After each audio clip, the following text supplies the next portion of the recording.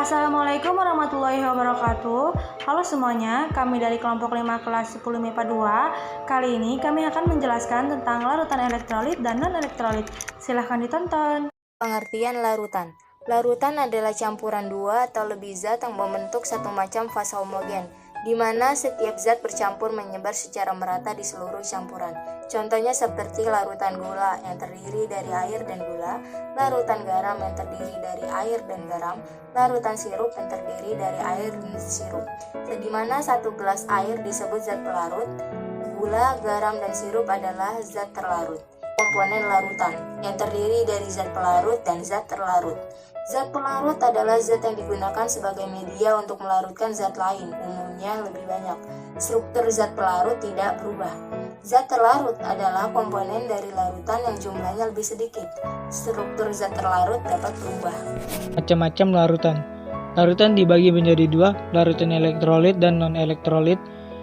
Larutan elektrolit adalah larutan yang dapat mengantarkan arus listrik, sedangkan larutan non-elektrolit adalah larutan yang tidak dapat mengantarkan arus listrik. Larutan elektrolit dibagi menjadi dua, elektrolit kuat dan lemah.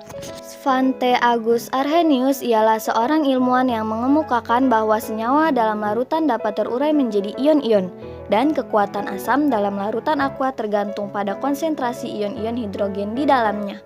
Dalam larutan, zat elektrolit terurai menjadi ion-ion bermuatan listrik dan ion-ion tersebut selalu bergerak bebas. Zat elektrolit kuat terurai sempurna sehingga menghasilkan lebih banyak ion. Zat elektrolit lemah terurai sebagian sehingga jumlah ion yang dihasilkan lebih sedikit.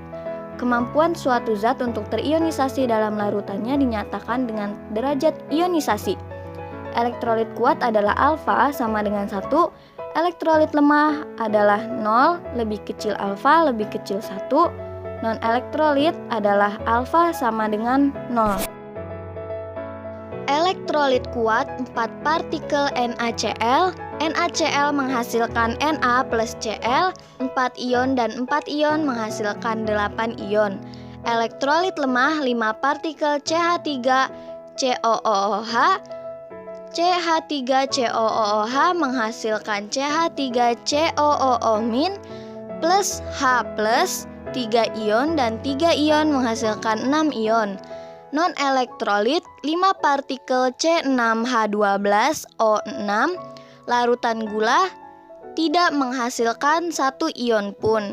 Untuk menguji daya hantar listrik ketiga larutan, dapat menggunakan baterai, lampu, kabel, dan elektroda, lalu mencelupkan elektroda ke dalam masing-masing larutan.